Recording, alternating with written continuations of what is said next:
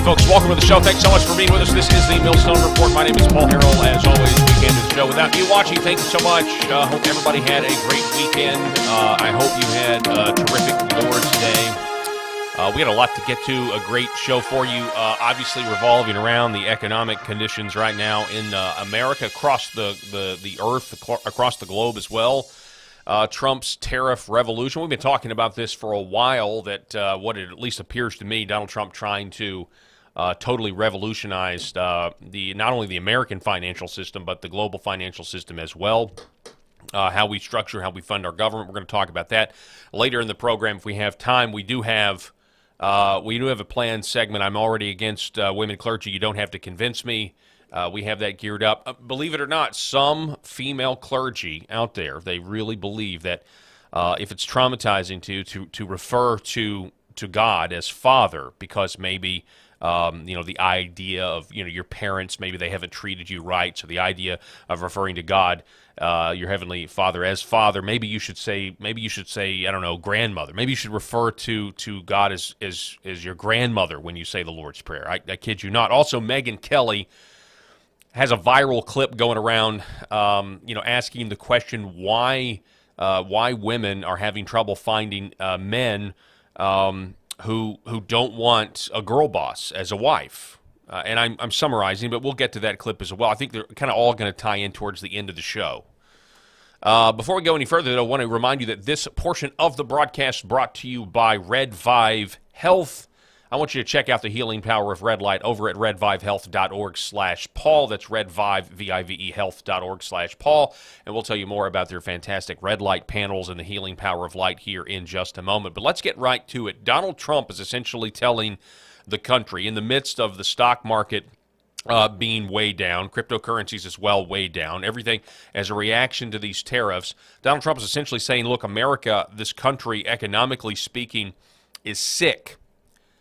He's saying that this is medicine. Essentially, this is medicine. You also have the Treasury Secretary Bassett also saying that the American economy is essentially like a bodybuilder who's on steroids. He may look big, may look strong on the outside, but on the inside, his organs are actually rotting away because it's all fake. It's fake. The stock market certainly has been that way for a very long time. They're also really saying that this is, we have heard middle-class Americans have been hearing for, on and off, for sure the last 10 years, the economy's strong, the economy's amazing, the economy's booming. You show somebody a sheet from like the S&P 500 or the NASDAQ or whatever, and you look at the trajectory and you see things are awesome. For the majority of Americans, those numbers mean absolutely nothing to them. Now, I know there's, specifically among the boomer generation, they're taking huge losses right now in their retirement. But for the average American, if you look at how many people are actually invested in stocks, the vast majority of us are not invested in this. And so the question is, you go all the way back to 2008, which is right before I started, getting into politics and covering this. You go all the way back to 2008, and you see what happened, the bailouts, they turned the printing machine on in the financial crisis of 2008, and how everything looked great then, too, right? But it was all based on unsound, corruption, basically, and manipulation to make the rich richer and, the poor poorer.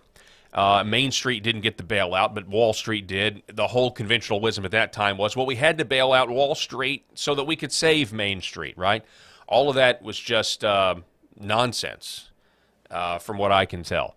And then you even go back to what happened directly after the 2008. You had the Tea Party faction in 2010, and then you had the Occupy Wall Street faction in 2009 and 2010. And it's fascinating, and I think Tim Pool made this observation. This may be another issue where Trump has essentially stolen the left's girlfriend on this issue, where the left has always been about eat the rich. Remember the old Aerosmith song, Eat the Rich? Remember the millionaires and billionaires don't pay their fair share?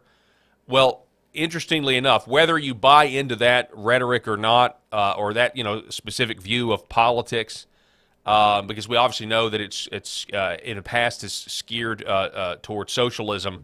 It is fascinating that what the left have said they wanted for a very, very long time, according to what they've said, right? Trump is actually making it harder on millionaires and billionaires than anything they've ever done. Or at least you can make that argument. Is what some people are saying out there. Fascinating. It really kind of goes along with just this complete, total political realignment we have seen. All through 2024. These new political coalitions coming together. Fascinating. And I will say, our friend Jeff Younger has said that a lot of this, if you look at the different elites, you've got the wall. He even said this on the show one time, and I'm going to do a terrible job of articulating it, but talking about how, you've got the tech elites or the Silicon Valley elites, and you've got the Wall Street elites, and he painted a picture that those two are at odds. Obviously, there's a Venn diagram there where they cross, but it is interesting. It is interesting to take note that right now Wall Street is taking a bath right now. But let's get to the medicine comment, because I think that's where we're going to start today. We've got Donald Trump here giving one of his, these are now becoming pretty infamous speeches on Air Force One, saying that things are going to straighten out, but we got to take our medicine. Listen to this. Is there pain in the market? At some point, you're unwilling to tolerate this idea of a Trump put. Is there a threshold? I think your question is so stupid. I think it's I don't want anything to go down, but sometimes you have to take medicine to fix something.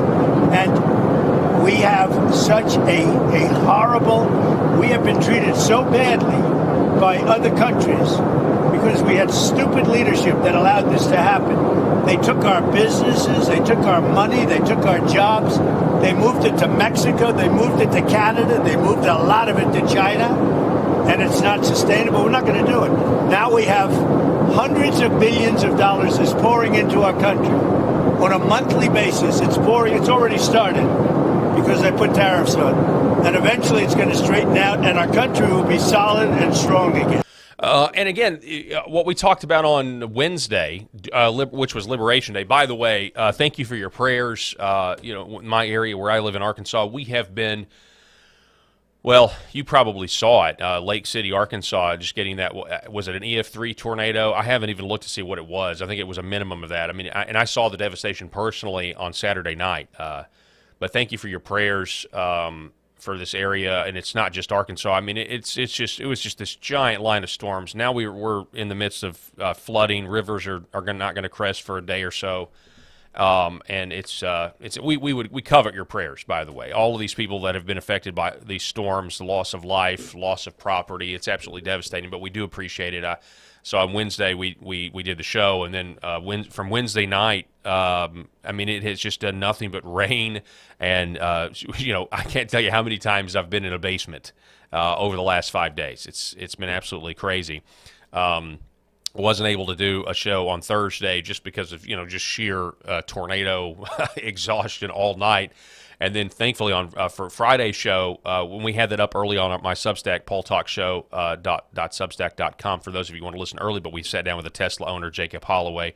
That show actually aired across X American News and other platforms on Friday.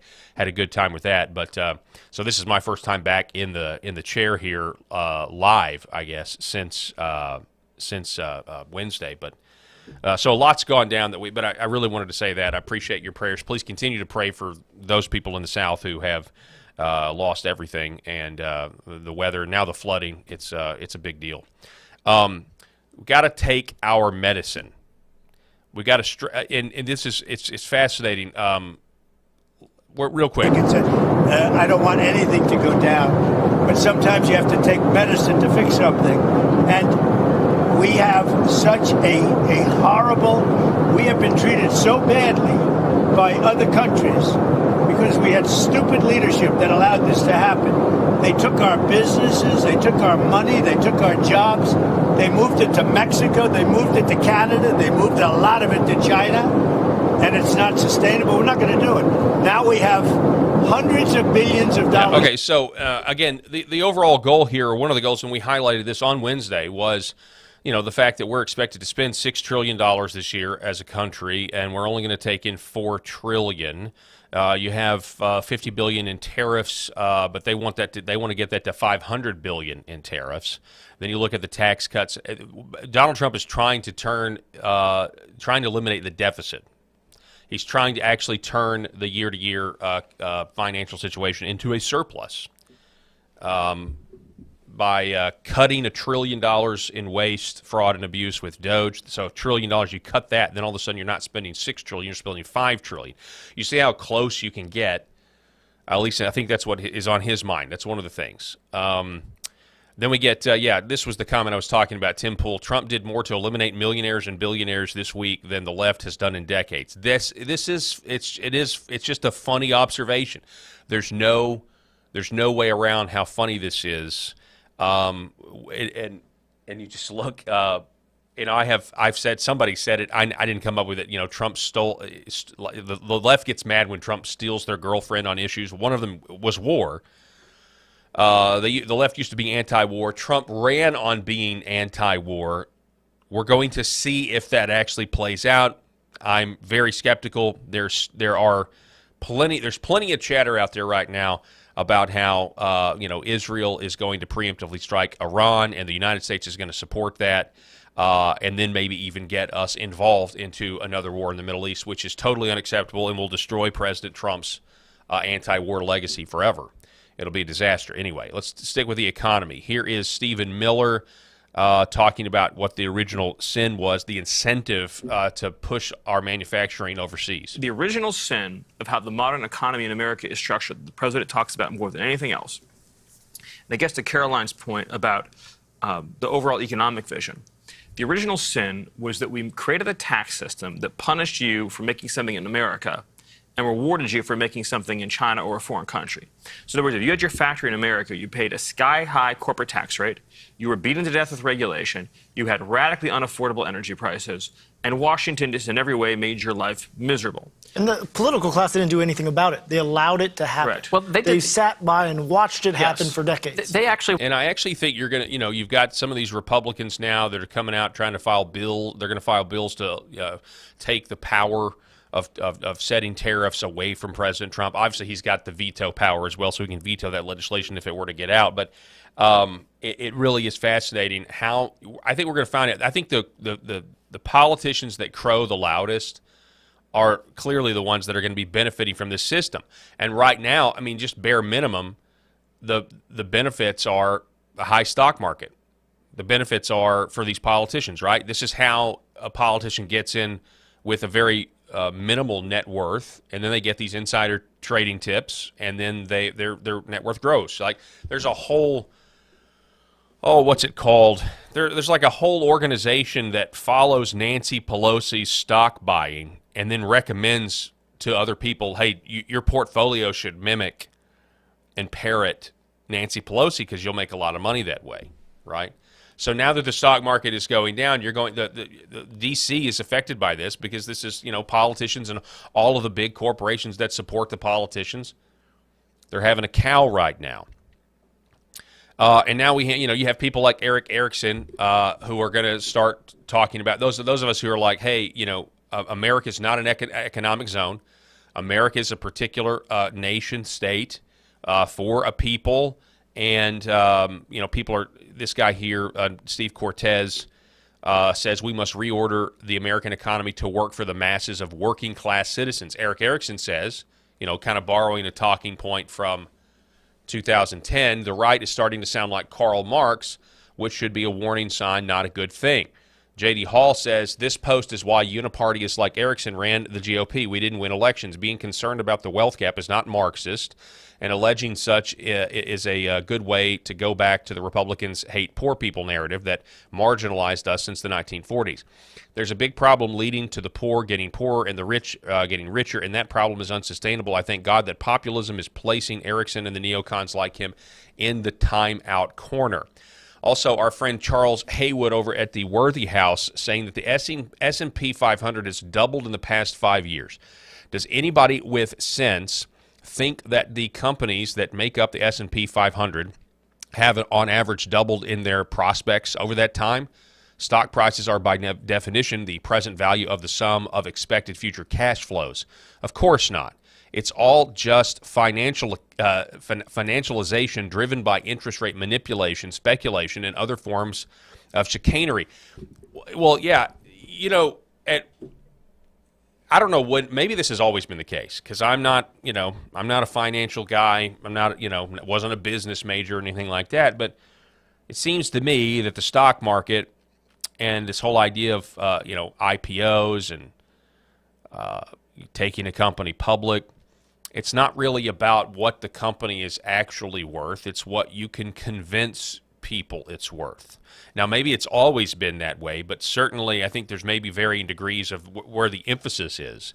Are we actually worth this, or are we? Is it all psychological? A lot of the market is psychological. It just seems kind of. That's just smoke and mirrors. That's just fake, right? We're not actually worth this, but we're going to do our best to convince the market that we're worth this and take everybody's money. Again, based on future cash flows. Anyway, it's just there's a total disconnect between average Americans and what goes on Wall Street. I think we know that. Here's Scott Bessett talking about the bodybuilder analogy. Working. Would it have been really fun for me to come in and just keep issuing a lot of debt? And it's almost like a bodybuilder is taking steroids. Outside looks great. You're muscular. Inside, you're killing your vital organs. Yeah. That's what was going on here. But it would have been easy to keep pumping up the economy, borrowing a lot of money, creating a lot of government jobs. There was no controversy when we're doing all that.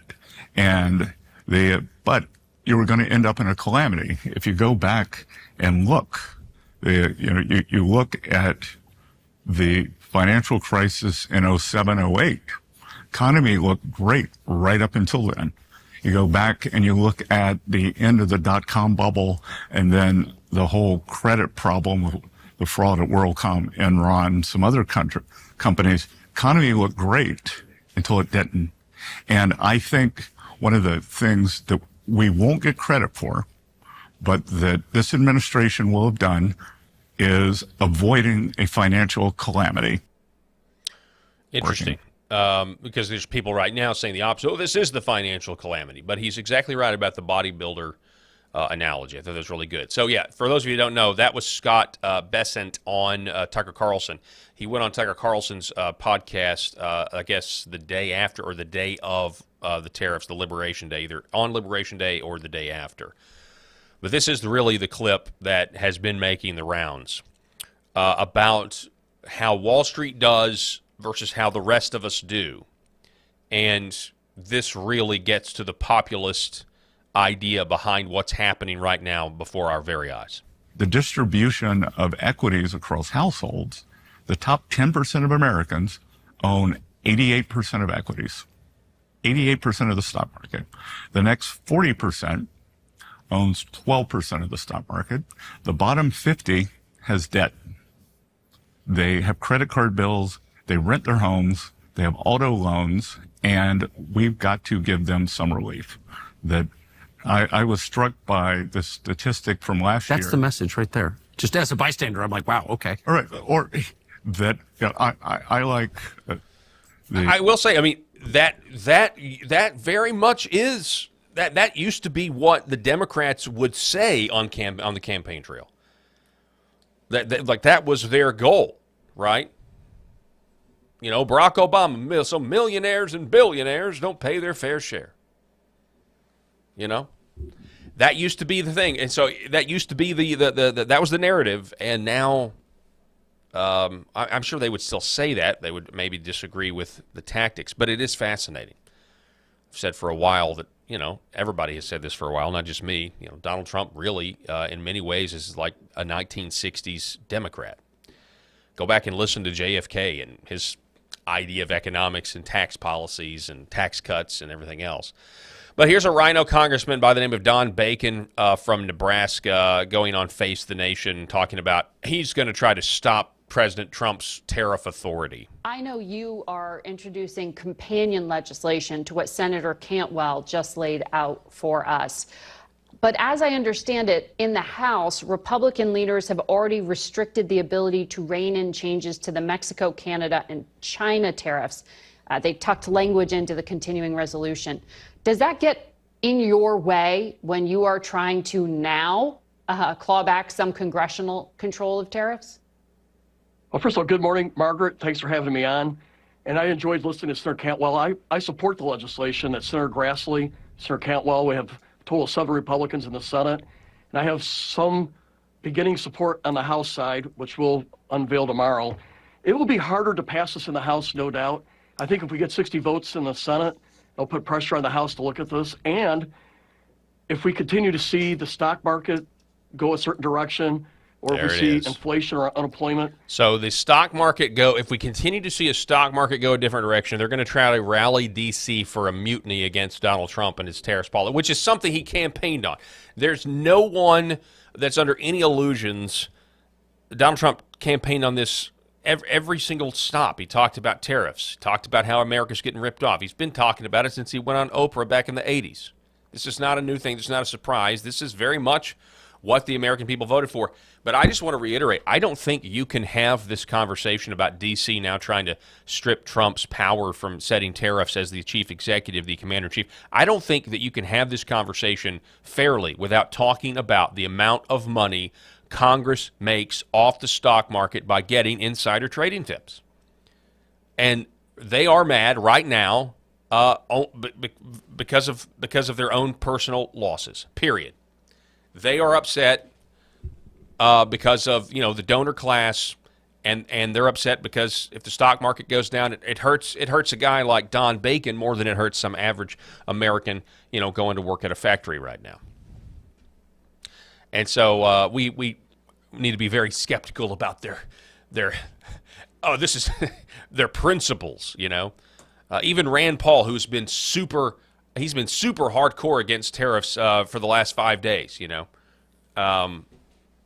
trying to talk about how it's a tax. And it's like, look, I mean, if tariffs are so bad, why do other countries put them on us?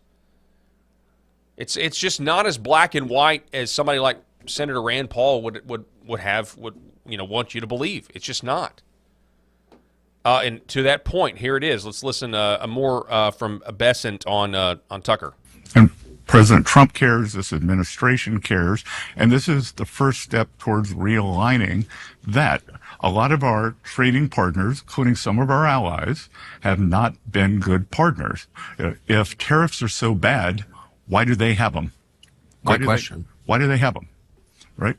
Or if the American consumer is going to pay all the tariff, then why do they care about tariffs? Right. Because they're going to eat them.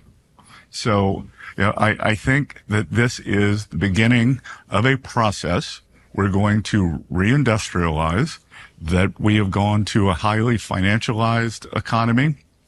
We have stopped making things, especially a lot of things that are relevant for national security.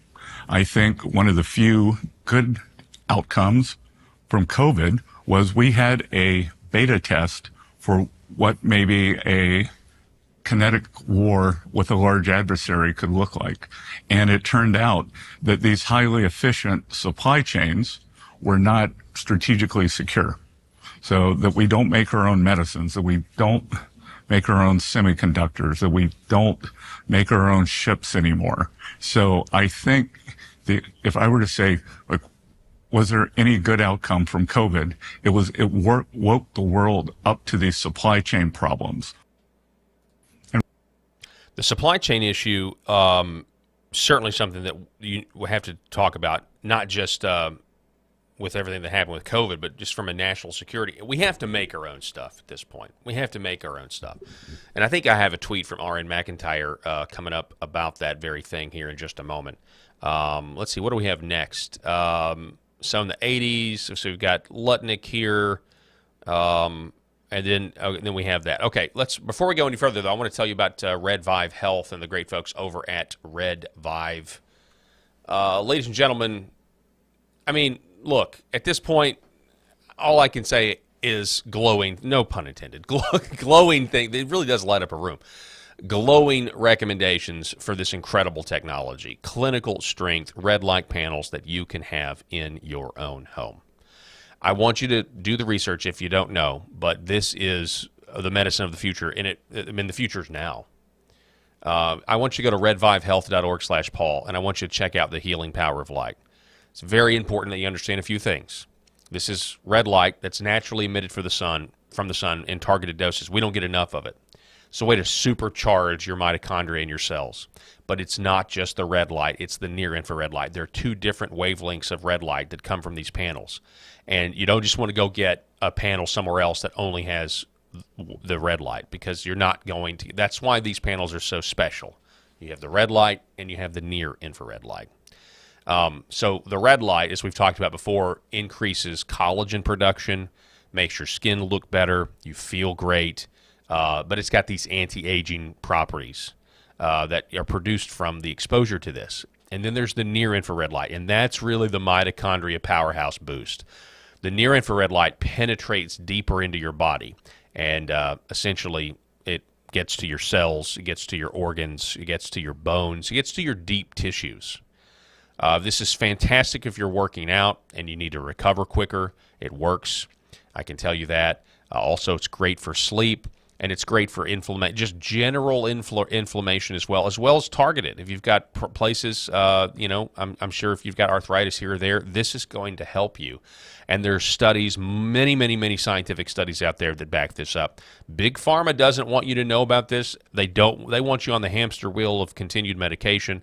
I want you to give it a try. Go to Red Vive Health. That's VIVE, redvivehealth.org/Paul, and you get the discount, and you also help keep this program on the air. So many people are speculating that in response to the Trump tariffs, you have this announcement that the Federal Reserve is meeting today at 11:30 a.m. Are they going to lower interest rates? Are they going to cut interest rates as the stock market continues to decline? Will the Federal Reserve cut interest rates? Many people also think this could give the United States government more freedom, more wiggle room to refinance our national debt. But Tucker Carlson, we've been playing a lot of his interview with Secretary Bessent. He says, whatever you think of tariffs, it's clear that now is the worst possible time for the United States to participate in a military strike on Iran. We can't afford it. Thousands of Americans would die. We'd lose the war that follows. Nothing would be more destructive to our country, and yet we're closer than ever thanks to unrelenting pressure from neocons. This is suicidal. Anyone advocating for conflict with Iran is not an ally of the United States, but an enemy. Tucker Carlson here, echoes my sentiments. As somebody who grew up where it was just perpetual war after perpetual war, I'm sick of it. I know you're sick of it out there as well. And I just go back to Colonel Douglas McGregor, and when he breaks down, and I don't know if Colonel Douglas McGregor is 100% correct, but it's a take that I haven't heard anywhere else in the media where he says, I tend to think he's correct. But he says that the United States getting involved in a war with Iran, lasts about 7 to 14 days, and then we're out of ammunition. I don't know, just interesting, just food for thought there as we talk about the tariffs and where we are right now. Donald Trump is saying, look, we got to take our medicine, which means things are going to they're going to get worse before they get better. That's what you have to do when you're sick. Interesting. So speaking of just geopolitical warmongering, there was a moment in this podcast where Bessent and Tucker talked about the Nord Stream pipeline. Europeans, we look back, and there was the famous meeting where President Trump told the Europeans, you're insane for building Nord Stream 2. What are you doing? You already get most of your energy from Russia, and you're going to double down on it? And they did, and look what happened. So we blew it up. Somebody did. Somebody did. Probably Putin. It's interesting. Everybody knows the United States did it, or United States-backed Ukraine did it. It doesn't really matter. It's just frustrating how the United States government won't admit it. And I guess they won't admit it because if they did, it would be an admission of an act of war against not only Russia, but it's an admission of an act of war against Germany. For all the talk about Putin needing to agree to a ceasefire, I think we need to remember, if you put yourself in Putin's shoes, NATO, let's just say NATO, blew up Germany and Russia's pipeline so that Germany wouldn't get cold feet about Russian sanctions. I think we need to remember that. Somebody somewhere in NATO said, we're going to take this chess piece off the board. We're going to take the pipeline off the board to where Germany isn't even tempted to go easy on Russia so that they can get access to energy to heat their homes in the winter. We forget this. There's a history here. Before we go any further, I want to remind you that this portion of the program is brought to you by Curable and their great CBD products. Go to curable.com, that's Kuribl, and get your CBD, the best CBD for the money that you can get. Curable.com. Use promo code Paul20 at checkout, and you will save 20%, and we'll tell you more about Curable here in just a moment. Trump, again, speaking of NATO, blowing up Russia and Germany's pipeline. Here's Trump. This is what Clandestine says. It says Trump continues to build the case to leave NATO. He points out how we have unfair trade deals with Europe and how the U.S. essentially pays to defend their continent. Trump is cutting costs, and NATO is atop the chopping block. Listen to this. I've spoken to many countries. They all want to do, just so you understand the power of what I'm doing. Every country is calling and being very solicitous of us. Except China. Very, very nice. They're being very nice. And we have to be able to justify. This is not sustainable. The United States can't lose $1.9 trillion on trade. We can't do that and also spend a lot of money on NATO in order to protect European nations. We cover them with military, then we lose money on trade. The whole thing is crazy. And I got elected on that basis. We explained it. You know, the American people understand it a lot better than the media. But the media understands it. And much of the media writes correctly about it, I must say. And I will just take this opportunity anytime I get a chance. I mean, I will remind you that NATO was created to protect Christian Europe from the godless communist Soviets. Who are the godless communist Soviets now? It seems like it's Europe to me. They're the ones arresting people for praying outside abortion clinics or arresting people for social media posts that are politically incorrect. They're arresting people for simply saying, hey, I don't think mass immigration is good for Germany or good for Britain. It's totally changing the demographics of this country and making it a miserable place to live. Straight to jail. Who are the godless communists of today? Honest question, but I think we know the answer. J.D. Vance has tried to highlight this by saying, look, we still believe in freedom of speech over here. Then we have this. So, okay, is this Maria Bartiromo? We're going to get to China here in a minute. That's what we've been pointing out this morning, and the president has been pointing it out. Rates are plummeting. Oil prices are plummeting. Deregulation is happening. You know, we've got all of these things happening. President Trump is not going to bend. He told me, a number of times that he's trying to build the economy and make it independent as opposed to relying on China for things like prescription drugs. And the trade war with China has certainly heated up today. Here in just a minute we have that. But there are some good things. I would assume we're going to expect much lower gas prices for the average American coming up. But here's Senator John Barrasso talking about how this is good for American cattle farmers. Congress has given the president more and more authority on tariffs, specifically national security, for unfair trade practices. President Trump is fully within his authority. And I appreciate what the president is doing on tariffs, specifically in our home state of Wyoming. In terms of beef, the cattle producers, They're saying it is about time. Yeah. One of the countries that you just showed on that slip before I came on, Australia.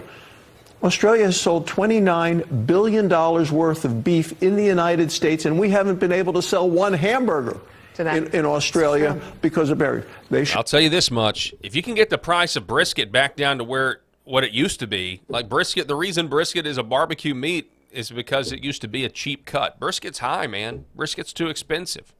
There's all these barbecuers out there, myself included, that are racing to find, well, what's the next brisket? What's the next tough cut, tough muscle that's got a decent amount of fat content to render and make the whole thing tender. You know, people have gone towards beef cheeks. Beef cheeks are even now getting more expensive. And that may be because there's, you know, a lot of people who are barbecue enthusiasts like myself, an aspiring pitmaster myself. But in terms of, I'm just saying personal here, this is a personal note. If you can get the price of beef to come down, I think the average American will be so happy. There's a whole problem, by the way, though, as well. We've got there's a corrupt section of, you know, in our agricultural industry here. I mean, where the price of beef versus what it gets to when it gets to the store, it's the meat packing plants and everything. They've got their own lobbyists that work against the interests of the actual cattle farmers. And then they kind of get in there and they capture senators, they capture people who are on the ag committees and who don't really want to do anything about it. There's a big racket that's been going on in this country for a long time when it comes to beef prices. Because if you look at the price of cattle, you think, okay, well, it should be much lower, but then it's not because the middleman is getting in the way and making it ridiculously expensive. And I've talked to cattle farmers here in my home state of Arkansas, and they know that is the case. I've gotten that information firsthand. So that's some good stuff. But here's the deal. This kind of goes back to what Trump said or what Bessent said about COVID and how the COVID supply lines highlighted a giant national security threat. R.N. McIntyre reminds us about a very peculiar incident that happened last year. Do you remember when when Hezbollah, had these pagers? And Israel had a backdoor in these pagers and was able to trigger them to explode. Okay. So R.N. McIntyre says, however you feel about Israel's pager attack against Hezbollah, you should recognize it was a watershed moment in global trade. Now, this isn't a unique take because I didn't hear this from anybody else, but it does really make you think. He writes, the liberal global economic order largely survived on the idea that supply chains could be stretched as far as possible to increase efficiency and profit without any serious downside. The U.S. Navy kept the shipping lanes open, and economic exchange could remain security neutral. This was all based on the assumption that the U.S. would remain the undisputed global hegemon in perpetuity. It was always insane to believe that this meant you could move the production of critical military hardware and medication like antibiotics to a country like China, but the U.S. did it anyway. He says the pager attacks shattered the illusion of security-neutral supply lines. Countries can no longer pretend that a reliance on foreign goods and labor has no cost. The post-Cold War Pax Romana is coming to an end, and countries who wish to survive will have no choice but to secure their own supply chains. Many of the neocons on here like to portray Trump's attempt to reshore manufacturing as an outdated and ignorant attempt to bring back the middle class. In reality, reindustrialization, which is what Bessent said on Carlson, is an existential necessity. So the idea is these pagers, and I don't remember where they come from. Did they come from China? The bottom line is Israel had a back door to where they could just send a signal and make them into bombs. Your pager, psych, not just a pager, it's also an explosive device. I hadn't thought about that, but he's right. And I think that's another reason. You heard this in the first Trump administration, all of the talk about steel. That's why when Donald Trump got in his second term, he issued an executive order back on February 10th of 2025, headline adjusting imports of steel into the United States. And in this, he says that the Commerce Secretary transmitted a report to him about the imports of steel mill articles on the national security of the United States, the impact of it. And that's why he put, I think, a 25% tariff on that back then. The idea is, look, we need to make sure that the steel that we use to make our weapons and our military vehicles, that sort of thing, that we carefully know the quality. We know what kind of steel we're getting.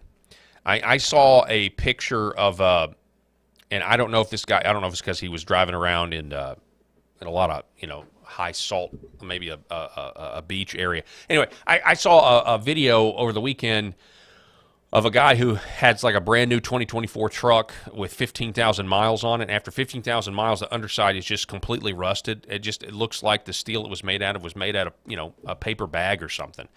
And a lot of people were saying, well, that's because maybe he's driving through a lot of salt water or a lot of rain around, or maybe around a coastline or something. I don't know, one way or the other. I have no idea. But it did make me think, wow, what kind of steel are we getting? Where are we getting it from? Whether that one example is true or not, I don't know. But the supply chain, we got to make our own stuff. We got to make our own stuff in country, and this is why many people are saying that what Trump has done on these tariffs is the beginning of the end of globalization or globalism. Here is, let's see here. Yeah, this was from earlier today. Yahoo Finance stock market today. Chaos breaks out on Wall Street as Trump tariff fallout continues to rattle markets. U.S. stocks. So earlier this morning, U.S. stocks whipsawed on Monday, spending time on both sides of the flat line in a chaotic trading session that has seen multiple headlines push around a jumpy market as impacts from Trump's reciprocal tariff announcements continue to puzzle investors. We've got near 11:30 Eastern time on Monday. The S&P 500 was down 2.2, with the tech-heavy NASDAQ composite was down 2.1%. The Dow Jones Industrial dropped 1,000 points, or 2.6%. But then it says this: stocks briefly turned green after speculation Trump was considering a 90-day pause to implementing the tariffs on Wednesday. But that was fake news. I wonder if somebody probably made a lot of money on that announcement. Spoke to Caroline Leavitt, the White House press secretary, on the phone just a short time ago, and she tells me it is quote-unquote fake news that the White House is considering a 90-day pause. So the White House pouring cold water on this idea, wherever it came from, that they're considering a 90-day pause on tariffs, saying that the president is committed to his tariff regime, and any reports that he's considering a 90-day pause are, quote, fake news. So they're saying that that's what explained, look, this is what Charlie Kirk said. He thought this was based on the European Union.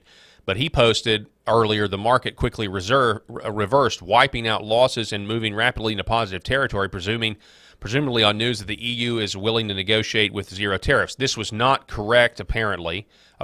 So this is interesting news about the EU wanting to negotiate with tariffs.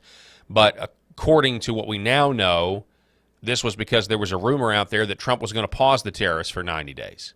He said no. So the stocks went up, and then the stocks came back down. Here is the European Commission President, Ursula von der Leyen, talking about negotiating tariffs. We stand ready to negotiate with the United States. Indeed, we have offered 0 for 0 tariffs for industrial goods, as we have successfully done with many other trading partners, because Europe is always ready for a good deal. All right, so she's ready for a good deal. She says she's also ready, they're ready for countermeasures. We got Peter Navarro out there saying, though, that this is not just about tariffs. This is also going to be other trade barriers. So to bring our tariffs back down, to end these tariffs or lower these tariffs on some of these countries, Donald Trump's going to try to leverage there's other trade barriers as well out there that he doesn't like. So these deals are going to be comprehensive. I don't think they're just going to have to do with tariffs. I really don't. Alex Jones saying Trump tells the globalists that the party is over, that the European Union. So this is relevant to the head of the European Union here, Ursula. This is Alex Jones posted this earlier. Can you say, did you agree to lowering tariffs for any of the countries that you spoke to today? So what you understand, Jennifer, you have to understand this. We have massive surplus countries that we're dealing with. We have massive deficits. We've got to straighten that out because you can't continue to be that way. It's been that way for years now, and it can't go on any longer. And we're the piggy bank. We have all the advantages. Forget markets for a second. We have all the advantages. We're going to straighten out. We're going to become a wealthy nation again. Wealthy like never before. And we're not going to let other nations that have been ripping us off, whether it's China or the European Union, with all of the European nations that have just made, it's been like a feast. Look, the European Union was formed for one reason. You know what that was? To rip off the United States. So put that in your bonnet. I hope you had a good flight. Put that in your bonnet. All right, so that's what this is. Ursula von der Leyen. She is going to have to negotiate with Trump, and Trump says that basically her entire, the entire utopia, fake utopia that the European Union was supposed to be, was created to rip off the United States. Number one reason to rip off the United States. What is this clip here? I think President Trump is a deal maker. He threw out the most significant, worse than expected tariffs on what he called Liberation Day. And that's probably the high watermark. From here, he uses that as a negotiating lever. And you've got all of these countries. Yeah, you use it as a negotiating lever, but we also have to deal with China, okay? Donald Trump posting this on his Truth Social. Yesterday, China issued retaliatory tariffs of 34% on top of their already record-setting tariffs, non-monetary tariffs, illegal subsidization of companies, and massive long-term currency manipulation. Despite my warning that any country that retaliates against the United States by issuing additional tariffs above and beyond their already existing long-term tariff abuse of our nation will be immediately met with new and substantially higher tariffs over and above those initially set. Therefore, if China does not withdraw its 34% increase above their already long-term trading abuses by tomorrow, April 8th, 2025, the United States will impose additional tariffs on China of 50% effective April 9th. Additionally, all talks with China concerning their requested meetings with us will be terminated. Meaning, if you want to negotiate this at all, you better reverse. He says negotiations with other countries, which is what Bartiromo was just talking about, which have also requested meetings, will begin taking place immediately. Thank you for your attention to this matter. China is accusing the United States of bullying their country. It says the United States is being a bully on tariffs. What a time to be alive, ladies and gentlemen. What a time to be alive. All right, we are going to tell you now about the great CBD products that you can find over at Curable.com. That's Curable.com. That's Kuribl. There's no E. It's just Kuribl.com. This is the best CBD that you can get on the market, in my opinion. I use this. I had one of their CBD gummies last night, as a matter of fact. Went to sleep like a baby. This is not just your normal CBD that you might see. You can get CBD at a gas station. You do not want to buy your CBD at a gas station. Okay, this is the Active Muscle Cream. It's fantastic. I use this as well. It's very, very good. But what you got to understand about Curable is this company, they monitor this entire process, that you're getting the best quality. If you know about the benefits of CBD, it fights inflammation, right? You actually have, a cannabinoid system in your body that can, receives, the molecular structure of CBD, and it's for your benefit in many different ways, especially with inflammation. Sleep gummies, they've also added the melatonin to them. They control the process from seed to you. Okay, they don't use harmful pesticides. They're not using harmful chemicals. And when they extract the CBD from the hemp, they then send it off to a third party where it's tested by a third party lab. And so they stand by their product 100%. But this is about real-world results. This is about getting healthy. And this is, again, about rejecting the big pharma hamster wheel. This is another tool in your arsenal to be healthy. People talk about Make America Healthy Again. One of the ways you can rise above the toxins and the poisons that are all around us is to consider CBD. Those of you that use it, you know that what I'm talking about is 100% true. For those of you that never tried CBD, if you have chronic pain, this is something that you need to give a shot, okay? Especially before you run back to Big Pharma and start, taking opioids, right? Get your CBD from Curable Premium Health, Curable.com. When you check out, you save 20%, and they've got great free shipping deals across their website as well. Go to Curable.com, use promo code Paul20, and save 20%. We got an interesting situation in Colorado. We briefly covered it last week. The Trump administration. We've got Colin J. Smothers is urging the Trump administration to sue Colorado immediately because of this new law that the House Democrats there have passed a bill that makes misgendering a child an act of discrimination. which would then mean that the state can take the children away from parents who refuse to go along with the left's woke LGBTQ RSTLNE, would you like to buy a vowel sex religion? Okay. This is big, and this is Colorado's a blue state, and it's coming. It's going to come to all these other blue states. They're going to try to compel speech, right? This is actually what Jordan Peterson fought at that university in Canada years and years ago. Now it's coming. They are trying to push back against the majority of this country that doesn't believe transing kids is health care, that doesn't believe taking kids to drag shows is good, that wants to ban it, that wants to stand up, wants to protect kids from this evil, doesn't want to sexualize kids, doesn't want to normalize pedophilia. They are now going to push back as, they see themselves as having the moral high ground here, when in fact they don't. They're the immorals. But they're going to push back with great vigor in these blue states while they can, which means you're going to continue to see an exodus. If I was living in a blue state and I had a kid in public school, and then now this was no, you're going to take my kid from me? Well, then I'm going to move. So yeah, I agree with this. I think Pam Bondi should sue Colorado immediately to give these parents parents who don't go along with the woke sexual religion that live in Colorado a fighting chance. I completely agree with that.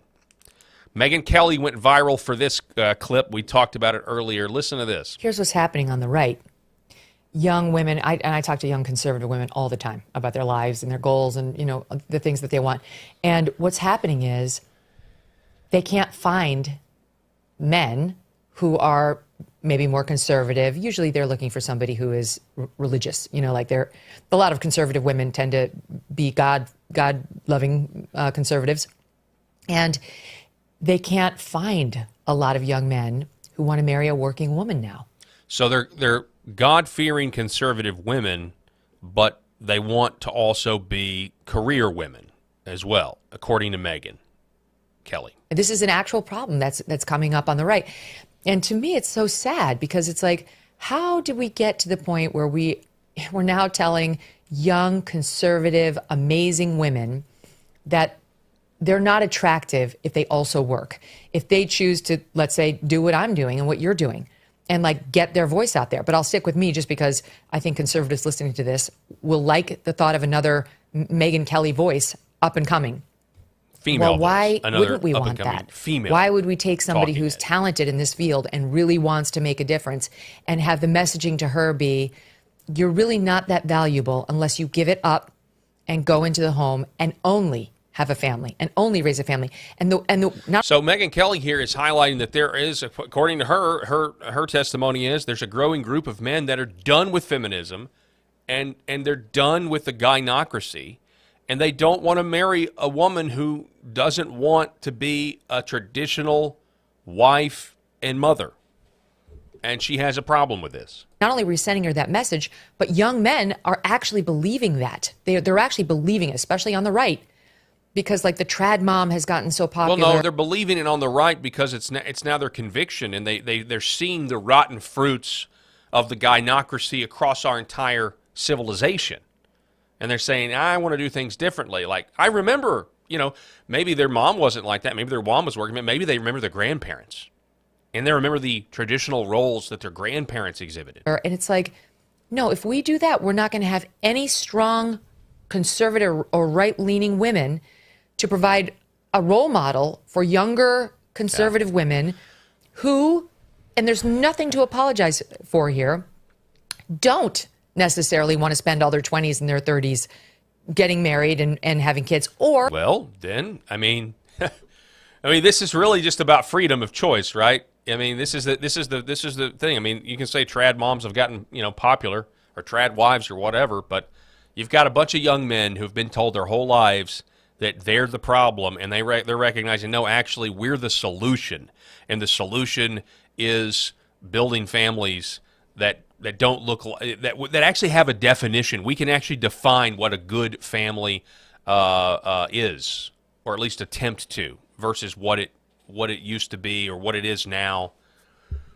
Eric Kahn writing, Megyn can't figure out why men don't want to live in the longhouse with a boss babe wife. A godly man wants a godly woman who works to build his productive household, love his children, and love him. It's really as simple as that. It's as simple as that, and that's not to say that there aren't any women out there who also work as well, and things are going great, and they're in biblical, loving Christian homes and building Christian families. I know that still takes place, but she's talking about the phenomenon of up and coming young men who are, they get to they're getting to they have an ideal of what they want in a spouse. This is the biggest decision of your life. Who are you going to spend the rest of your life with? Who are you going to make a family with? And people are, and young men are now according to her, are putting out their expectations, and they don't care if it's politically incorrect, and they don't care if it insults. Matter of fact, if it insults the person they're courting or dating, then, well, I won't have fun, have fun in your 20s and 30s not getting married. And this goes right into the situation we saw with proxy voting last week in Congress. Historically, it's been much more wealthy, older men who serve in Congress. This isn't designed for young families and for young women especially. Congress was designed and built for old white men to represent themselves. So here you have these Democrats and Republican Anna Paulina Luna and Matt Walsh is saying this is a joke. These women were sent to Congress to represent their constituents, but instead they're wasting time fighting for accommodations for themselves. It's grotesque. If you can't handle the job, shut up and go do something else with your life. Like Congress, the whole legislative process, you're right, legislative process was not built for people that have to take care of infants. Jeff Younger writing, this is what women do when they enter institutions. The Constitution forbids proxy voting. Women don't care in this respect. Not all women. Marjorie Taylor Greene actually is against this idea. But it is something interesting. You go back to Nancy Mace talking about how I want to stand up for female spaces, and I don't want trans trans people in women's bathroom. That makes me uncomfortable. She's exactly right. But yet she went into an all male space at the whatever military academy she went to. I can't remember, the Citadel, and she was the first woman to be allowed to do that. It's like so.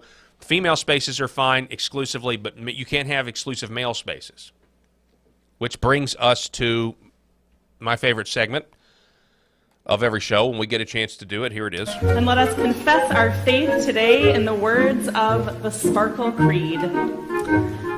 I believe in the non-binary God. And now it's time for I'm Already Against Women Clergy. You don't have to convince me. All right, so for this edition of I'm Already Against Women Clergy, you don't have to convince me. It is once again courtesy of Protestia. This is a United Methodist minister, a pastrix, explaining that praying to God as our Father is just painful. Our Father. Today we shift ever so subtly from our to Father. What does it mean that we address God in this way? What does that tell us about God, about our relationship to God, and our relationship to each other? Whether you pray, Our Father in heaven, or our Mother in heaven, or our parent in heaven, it makes no difference in terms of the prayer itself. However, it can make a tremendous difference in the life of the one who is praying. For those with strained or non-existent relationships with the parent, feeling forced to pray to God in a way that brings up that painful familial relationship can have harmful consequences. Where one's parent or caregiver has been unloving or abusive, it can be damaging to pray to God and think of God as parent, especially if doing so projects abusive qualities onto God. So in that situation, I might counsel a person to consider shaping their prayer around a different metaphor. Perhaps our Creator or our Good Shepherd, if these metaphors have positive associations. But it could even be something like our Sunday school teacher, our grandmother, our coach, our mentor, whatever will elicit from you this sense of belovedness. It's all about me, instead of God the Father. And so, the actual theological, it is true. Parents are not perfect, and kids end up realizing that at some point in their lives. But you know who is perfect? God the Father in heaven, who can actually fill whatever emotional damage that you think that you've incurred or have actually incurred. The recognition that my Father in heaven is perfect and meets all of my needs, especially in Jesus Christ and his gospel. Not to say, well, don't call him Father then. No, that's That's how we are instructed to pray, our Father, and He is. And again, they can't help it, right? The gynocracy, the longhouse, it's real. Anyway, that concludes our segment of I'm Already Against Women Clergy. Don't have This has been I'm Already Against Women Clergy. You don't have to convince me. All right, ladies and gentlemen, that is all the time that we have for this edition of the Millstone Report. Thank you so much for being with us. Unless I'm providentially hindered, I'm going to be back here tomorrow. Wishing you a happy Tuesday. I hope you enjoy the rest of your Monday. And again, I hope you had a great weekend. Thank you so much for watching. God bless, and we will see you tomorrow.